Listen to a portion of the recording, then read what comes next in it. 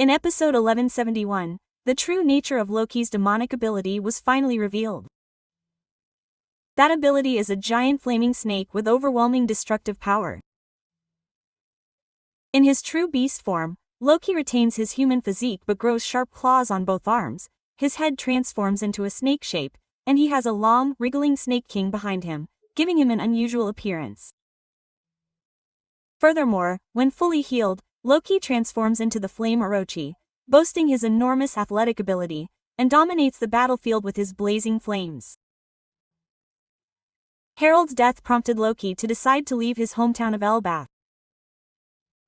The evil that drove his father to his death and distorted his fate. In order to uphold the world government, Loki began a path of revenge and rebellion. Eventually, Loki, filled with regret, began to harbor anger and hatred towards the world government, just like himself. He then met saints who had lost their homes despite their overwhelming power. He welcomed these people one after another under his wing, and formed the Loki Pirates, who were known for their own name. His existence quickly spread throughout the underworld, and he became feared as a symbol of a new flood. Over the next 8 years, the Loki Pirates continued to challenge the world government without restraint. They attacked government facilities in various locations, and each time they disappeared after causing extensive damage. The most feared of these was the battle in which Loki himself took the front lines. Unleashing the power of the giant fiery serpent, Loki burned down naval bases one after another with his scorching flames and overwhelming bulk, and even destroyed fortresses. In his wake, only rubble and scorched earth remained, and the survivors spoke of how the flames roared and the serpent devoured the world. The devastating damage caused the world government to classify Loki as an extremely dangerous special threat. It was judged that his existence would not only destroy a single island or organization, but could also destroy the order of the world government itself. And as if to symbolize his level of danger, a bounty of 2.6 billion belly was placed on Loki. His name spread with fear throughout the world, and people began to fear him. When that fiery serpent appeared again, there would be nothing left. And 6 years ago, Loki decided to march to the holy land of Mary-Geoise, and bare his fangs headfirst for the pinnacle of the world. His goal was to defeat the supreme authority, and take his place among his fathers. Loki ordered the divine army to his pirate crew, and without hesitation, the giants set out for the world government's headquarters. However, on their way to Mary-Geoise, a ship appeared before Loki's pirate crew. It was the captain of the Akagami pirates, Shanks. Shanks spoke to Loki quietly without drawing his sword. "Turn back, Loki. With your current strength, you cannot defeat I." However, upon hearing those words, Loki's leader's face turned. "Don't make me laugh, Shanks." Loki puffed out his chest and declared in a voice filled with an overwhelming earthquake. "I have already obtained only the legendary demons. And I am the divine god of the sun. With the current me, I can defeat I and avenge my father with my own hands. I am the one who will stand at the pinnacle of the world." And Loki glared sharply at Shanks. "If you get in my way, make way. Otherwise I will kill you." Upon hearing those words, Shanks calmly turned to face him and let out a small breath. Eventually, he raised his head and stared at Loki with determination. "I see. Then I have no choice but to stop you here. To prevent Loki from heading towards his death. And to prevent the legendary demon from ending up in a pointless destruction." At that moment, the two fourth-class pirates, Doki and Shanks, plunged into an unavoidable clash. The moment the battle began, Loki's appearance changed grotesquely. His bones creaked and his muscles swelled, and black scales broke through his skin and covered his entire body. His fingertips transformed into claws, and his spine stretched with a strange spur, becoming a giant dobby that smashed the ground. His face completely transformed into a snake, and like a snake dodging vertically, it caught the red-haired man like a sleeping prey. and in his right hand, the great earth god Gunnar, clad in the name of thunder. The moment Loki took a step forward, flames and lightning were released simultaneously. A scorching flame swirled with the power of a demon alone, and the lightning released from Ragnall tore through the sky. The two powers intertwined and attacked Shanks in a straight line. The aftermath of the collision alone shattered the earth, distorted space, and shook his vision. However, Shanks remained standing there. His hockey, a skill of the observant, had already projected several years into the future. Shanks ran through the cleansing with minimal movement, grasping the position where the lightning would strike, the trajectory of the flames spreading, and all of Loki's next moves. The next moment, Shanks stepped into the square and counterattacked.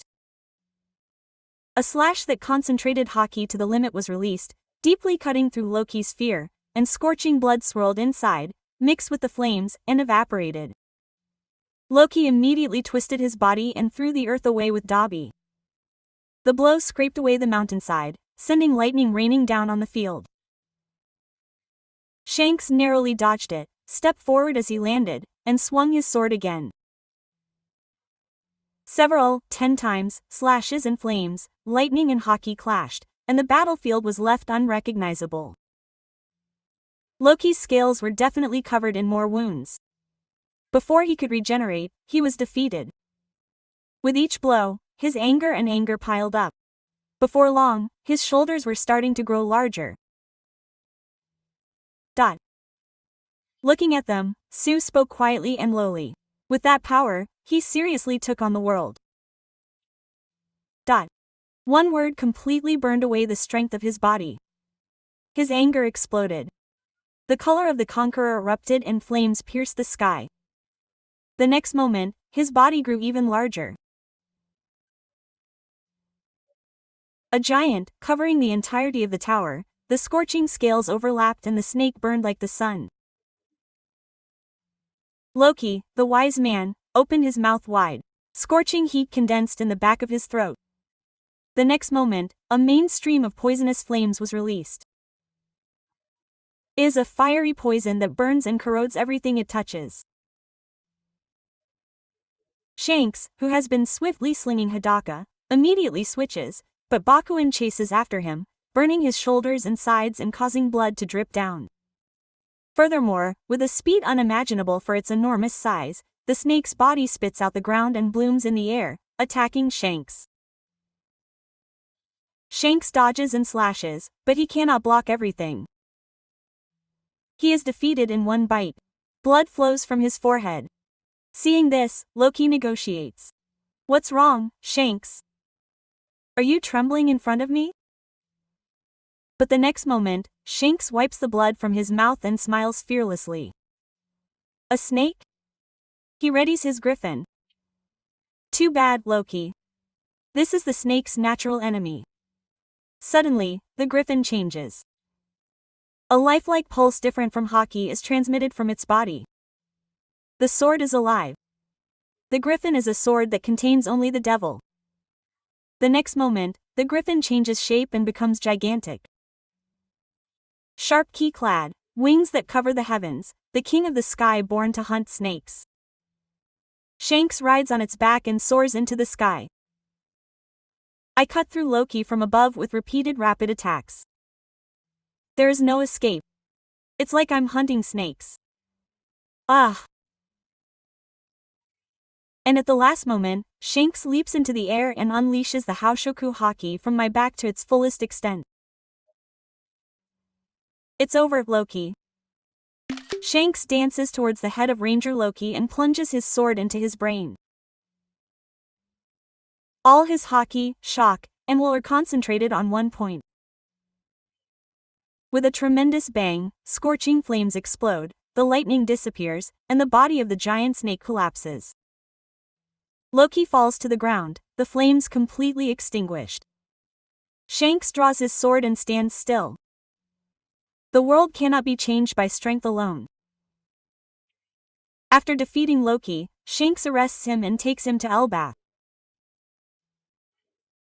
The moment Loki appears in Elbath, a murmur spreads among the giants. The wealthy man who killed the king. His name still stands. A symbol of anger and sorrow. Loki does not resist. The giants use heavy chains to securely restrain his huge body. The chains become entangled, and Loki is taken to the land of Elbath. After everything is over, the elders of Elbath visit Shanks. Without him, Loki could not have been stopped. Further destruction might have come. As a token of their gratitude, they offer a single key. It was the only key that could unlock the chains binding Loki. Shanks accepts it, stares at it silently for a while, then quietly hands it to the Gaban standing next to him. Then he bows slightly and says in a low voice, "Mr. Gaban, I want you to keep this key in your hands." Gaban silently takes a step forward and takes the key from Shanks' hand. After handing over the key, Shanks goes to Gaban. Do not release Loki until Nika truly appears in Elbath.